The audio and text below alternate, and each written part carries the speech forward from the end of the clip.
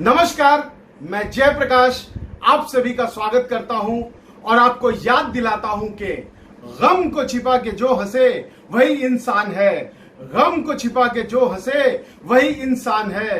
हंसना तो है जिंदगी, गम तो बेजान है।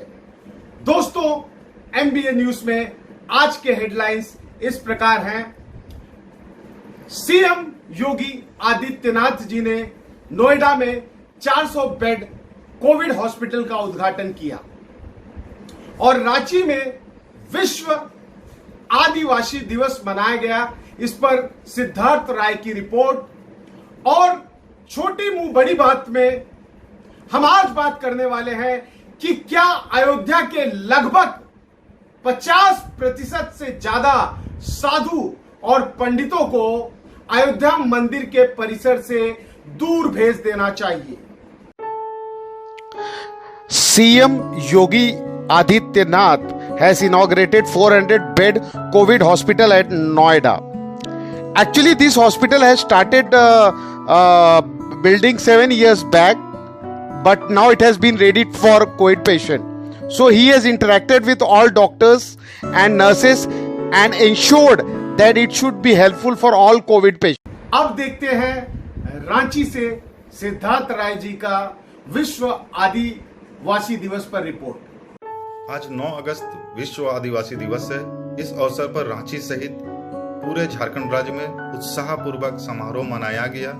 कोरोना संक्रमण को देखते हुए लोगों ने मास्क पहनकर एवं सोशल डिस्टेंसिंग के नियमों का अनुपालन करते हुए समारोह मनाया और साथ ही साथ आदिवासी समुदाय के जागरूकता एवं समाज के प्रति अपने उत्तरदायित्व को भी प्रदर्शित किया।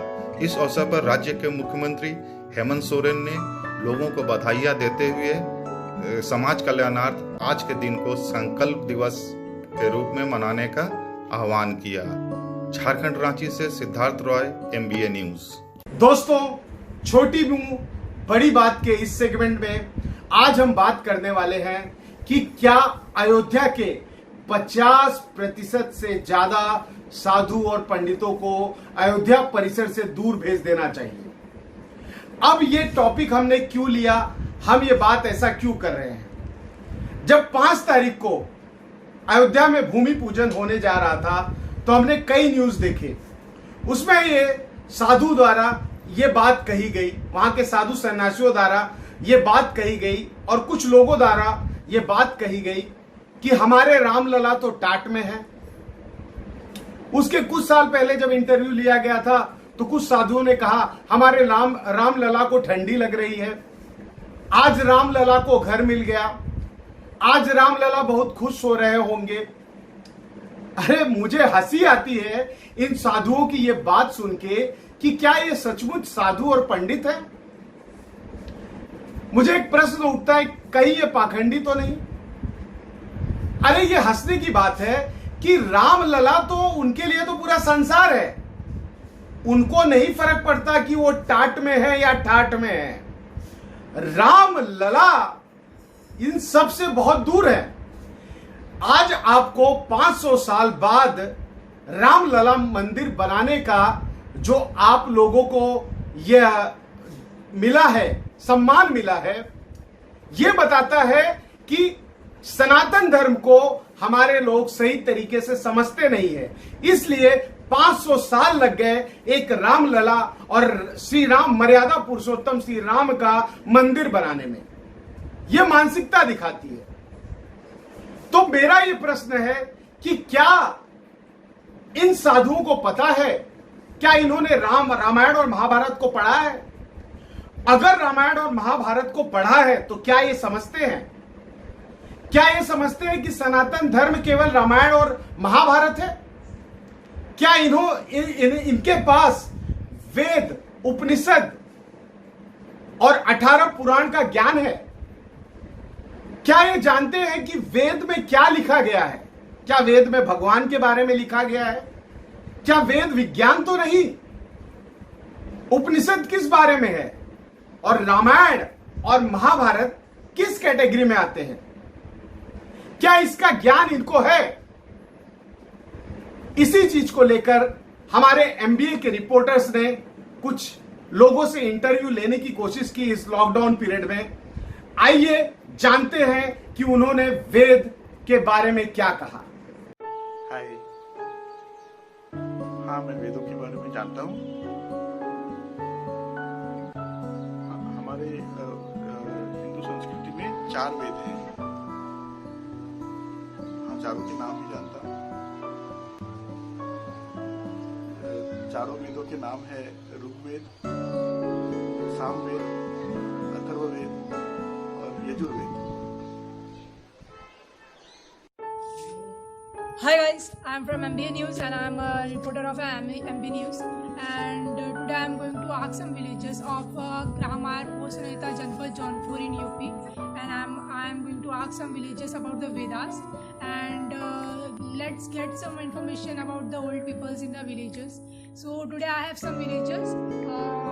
I have Gulabchand Upadhyay. तो गुलाबचंद जी हमें बताइए कि हमारे जो प्राचीन में हमें सिखाया गया था ब्राह्मण जाति में, तो हमें कौन से 4 वेद सिखाए गए थे? सामवेद, ऋग्वेद, यजुर्वेद, अथर्ववेद।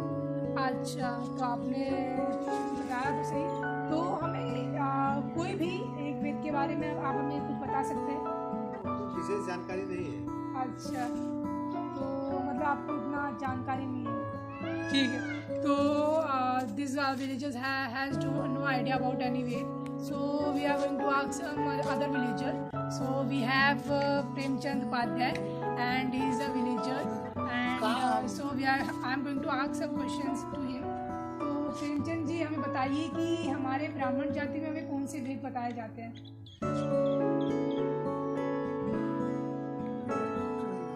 आपको नहीं मालूम कुछ भी? He don't know anything about any way. So I'm going to ask one more villager. I think that he knows something. So I have Suresh Chandra Upadhyay. Suresh ji हमें बताइए कि हमारे ब्राह्मण जाति में हमें कितने वेद बताए जाते हैं? 4। कौन से?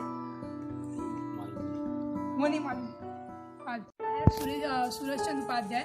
तो सूरज जी हमें बताइए कि हमारे ब्राह्मण जाति में कौन से वेद सिखाए जाते हैं? अच्छा, तो मुझे बताइए कि वेद में हमें किस बारे में सिखाया जाता है? वेद तो 4 होते हैं मगर उनके बारे में? उसके बारे में नहीं पता। अच्छा, so guys, I have this much villagers and I have talked to them and they don't have much knowledge about any Ved, so I should end up with this video. So इस ISKCON मंदिर में वेदों के बारे में पढ़ाया जाता है बच्चों को, जो पूज्यपद स्वामी जी ने किया था। ये इसका परिचय है। ये खारघर का इस्कॉन मंदिर है। पंडित जी आप ये बताइए कि वेद कितने हैं? 4 वेद है। क्या नाम है? जैसे कि आजकल काफी कम लोग जानते हैं, इसलिए हम लोग जानने की कोशिश करते हैं। सामवेद, ऋग्वेद, हाँ। यजुर्वेद और अथर्ववेद। और इन वेदों में मतलब क्या बताया गया है? नॉलेज सामवेद में है, भगवान की स्तुतियाँ हैं। अच्छा। ऋग्वेद जो है हाँ। वो कैसे यज्ञ वगैरह करते हैं, अच्छा, उसके बारे में है। हाँ। और क्या बोलते हैं, अथर्ववेद जो है, हाँ। अथर्ववेद में आपको जैसे ज्योतिष गणना वगैरह है। अच्छा। हाँ, ये सब चीज़ों के बारे में बताया गया। अच्छा। और आयुर्वेद जो है तो उसमें तो आपको तो मालूम ही है, आयुर्वेद तो के आता बारे ही में। आ जाता है। हाँ। आयु को बढ़ाने के लिए आयुर्वेद। तो कहने का मतलब ये है कि वेद विज्ञान है, मतलब उसमें भगवान के बारे में नहीं बताया गया ना, नहीं, विज्ञान के बारे में बताया गया। गया। अच्छा, भगवान के बारे में बताया गया उसमें। अच्छा, भगवान के बारे में जो है सामवेद ने बताया गया। सामवेद में बताया गया है। अच्छा। नहीं, क्योंकि मैंने कहीं मतलब जैसे इस्कॉन के एक पंडित है, उनका मैं वीडियो देख रहा था, तो उन्होंने बताया, बड़े बढ़िया तरीके से बताया था कि किस तरह से सूरज और धरती की गणना हमारे वेद में बताया गया। हाँ, सब है। हाँ। तो क्या आप सोचते हैं कि अभी जो ये जो एजुकेशन का अभी सिस्टम चेंज हुआ है, जैसे 11वीं के बाद डायरेक्ट 14वीं होगी, तो इसमें कहा है कि एक्सपेरिमेंट्स वगैरह बहुत होने चाहिए, तो आपको क्या लगता है कि इसमें वेद भी पढ़ाने चाहिए? पढ़ाना चाहिए। वेद तो हमारे पुरातन नॉलेज है। हाँ। वेदों का एनालिसिस करके अगर बताएंगे तो बहुत अच्छा रहेगा। हाँ। तो उनकी ज्ञान में वृद्धि होने का चांस है। बिल्कुल। जो चीज़ आपको कहीं नहीं मिलेगी वो वेदों में मिलेगी। अरे धन्यवाद धन्यवाद और प्रणाम। अरे मित्रों, हमारे एमबीए के रिपोर्टर्स ने वेदम विद्यालय यूपी गोंडा से जयशंकर तिवारी जी का एक इंटरव्यू लिया, तो आइए उनसे सुनते हैं कि वेद है क्या। मेरा नाम जयशंकर तिवारी है और आज हम चर्चा करते हैं वेदों के बारे में। और जब जहाँ चर्चा आती है वेदों के बारे में तो वहाँ पर मुख्यतः 4 वेद होते हैं, जिसमें यजुर्वेद, ऋग्वेद, यजुर्वेद, सामवेद, अथर्ववेद। और चारों वेदों की जिसमें से ऋग्वेद सबसे प्राचीनतम वेद है और उसके बाद यजुर्वेद है, उसके बाद फिर सामवेद है और फिर अथर्ववेद है। जैसा कि हम जिस विद्यालय में खड़े हैं, इस विद्यालय का नाम भी वेदों के ऊपर ही है, इसीलिए इसका नाम है वेदम इंटरनेशनल स्कूल, जो कि गोंडा में है। और हम चर्चा करते हैं वेदों के बारे में। जैसे कि मैंने आपको बताया कि ये 4 वेद में से प्राचीनतम वेद है ऋग्वेद। ऋग्वेद बेसिकली हर एक वेद का मूल है, जिसमें कहते हैं कि जो कहते हैं को शांत है और जो कि शुरू से अंत तक सब कुछ इसमें समाहित है। इससे ही एक वेद निकला है यजुर्वेद, जिसमें ईश्वर के बारे में और कर्मों के बारे में, जिसमें आपका रसायन, ज्ञान, विज्ञान, तो जितनी भी ज्ञान है सबकी चर्चा उसमें की गई है और उसमें उनके बारे में विस्तार से बताया गया है। उसके बाद आपका आता है सामवेद। सामवेद जैसा कि इसका नाम ही है, सामवेद में ये अपना गायन, वादन, संगीत, भक्ति, इन सब चीज़ों पर निर्भर करता है और इसमें पूरी इसकी पद्धति बताई है कि जिस माध्यम से आदमी को मोक्ष मिलता है। भक्ति में हो गया, अन्य सारी चीज़ें इसमें समाहित हैं। और आता है आपका फिर अथर्ववेद। अथर्ववेद बेसिकली इन तीनों वेदों का जो सार है और उसको और विस्तृत किया गया है, जिसमें देवस्तुति, वंदना, पूजा पाठ, इसमें गद्य और पद्य दोनों हैं। अब आपको बताते हैं कि जैसे हमने जो ये विद्यालय वेदम इंटरनेशनल स्कूल है, इसका नाम है वेदम। वेदम का मतलब ही है, सार यही है कि वेद का सार, वेदम, वेद का मतलब वेद क्या होता है, बेसिकली ज्ञान होता है, जो नॉलेज होती है उसी को हम, जो नॉलेज से चीज़ें बाहर आती हैं उनको ही हम वेद कहते हैं, और जो उससे बनती चीज़ें उसको बोलते हैं। दोस्तों, मुंबई के देयांश सांघवी जो है 8 साल के बालक है, उनसे भी हमने जानने की कोशिश की कि आप वेद के बारे में क्या जानते हैं। आपको भी मजा आएगा। आइए सुनते हैं देयांश से। वेद के 4 प्रकार है, ऋग्वेद, यजुर्वेद, सामवेद और अथर्ववेद। वेद दुनिया के सबसे प्रथम ग्रंथ है। वेद ईश्वर द्वारा ऋषि मुनि को सुनाए गए ज्ञान पर आधारित है। वेद को श्रुति कहा जाता है। वेद का अर्थ है ज्ञान। इसमें मानव की हर समस्या का समाधान है।